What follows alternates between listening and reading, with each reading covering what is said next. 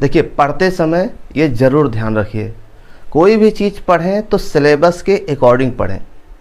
जो आपके सिलेबस में है वही चीज़ें पढ़ें, नहीं तो फिर ज्ञान की कोई सीमा नहीं है, गोता लगाते रहेंगे। तो ये आप अपनी एरिया क्लियर कर लीजिए, आप एक क्षेत्र क्लियर कर लीजिए, क्योंकि ज्ञान की कोई सीमा नहीं होती है।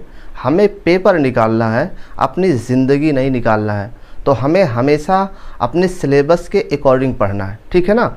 और किसी भी विषय को पढ़ते समय उसका जनक बनने की कोशिश ना करें।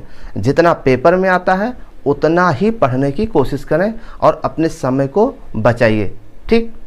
दूसरी बात यह है कि किसी भी नए टॉपिक पे जाने से पहले ये सुनिश्चित कर लीजिए कि जो पहले जो टॉपिक आपने पढ़ा है क्या वो क्लियर हुआ है या नहीं। अगर वो टॉपिक क्लियर हुआ है तभी आप दूसरे टॉपिक पर जाएं, नहीं तो इस तरीके से पढ़ने का कोई मतलब नहीं है, ठीक है। और तीसरी चीज़ ये ध्यान रखना है कि एक चीज़ को कई बार पढ़ना है, ठीक है। अगर कोई चीज़ का कॉन्सेप्ट क्लियर नहीं हो पा रहा है, पढ़ते हैं भूल जा रहे हैं, तो इसके लिए किसी के सामने गिड़गिड़ाने की आवश्यकता नहीं है। एक चीज़ को कई बार पढ़ने की आवश्यकता है। एक चीज़ को जब आप कई बार पढ़ेंगे ना तो आपका खोपड़ा इतना बड़ा हो जाएगा। बात समझ में आ गया? क्योंकि अभ्यास में बहुत ताकत होती है। अभ्यास में इतनी ताकत होती है ना कि इंसान को भी भगवान बना सकता है, ठीक है। तो प्रैक्टिस करिए। किसी का दिमाग कम या ज़्यादा नहीं होता है, जिसने जितना प्रैक्टिस किया होता है वो उस क्षेत्र में उसको जानकारी होती है, ठीक। अगर आपको किसी क्षेत्र में कम जानकारी है तो इसका मतलब साफ है कि आपने उस क्षेत्र में कम प्रैक्टिस किया है। तो इसका मतलब यही सीधा है, ठीक। तैयारी करते समय नकारात्मक जो छात्र होते हैं, जो खुद मेहनत नहीं करते हैं, उनको अपनी पढ़ाई पर भरोसा नहीं होता, ऐसे छात्रों के साथ या ऐसे लोगों के साथ बैठ करके तैयारी ना करें। ऐसे लोगों के साथ उठना बैठना बंद करें, ठीक। क्योंकि ये ऐसे लोग हैं ना जो आपको ऊर्जाहीन बना सकते हैं, ठीक। ये तो खुद ना करते हैं और ना खुद आपको करने देते हैं, ठीक। क्योंकि आपकी क्षमता उनसे अलग है, तो उनका देखा या उनकी बातों में आ करके अपनी तैयारी डिस्टर्ब ना करें। बात समझ में आ गया?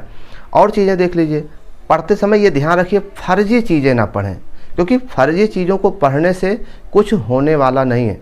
ना पेपर में आएगा, ना आपके लिए ज़रूरत पड़ेगी। तो फर्जी चीज़ों को पढ़ने से बचें ताकि समय से आपको सफलता मिल सके, ठीक। एक चीज़ और ध्यान रखिएगा, पढ़ते समय झूठे ना पढ़ें। झूठे मतलब दिखावटी रूप से ना पढ़ें।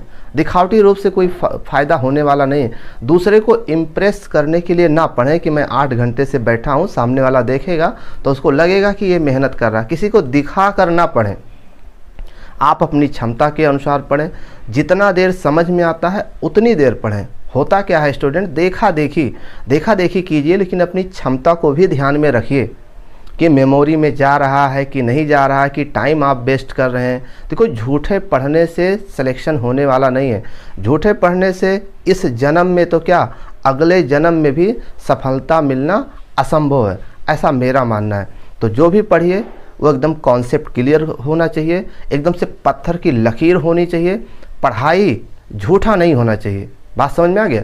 झूठी पढ़ाई इंसान को बर्बाद करके ही छोड़ती है। तो झूठी पढ़ाई ना करें। जो भी पढ़िए कसम खा के पढ़िए कि जब तक ये क्लियर नहीं होगा तब तक हम दूसरी टॉपिक पर नहीं जाएंगे। Best of luck.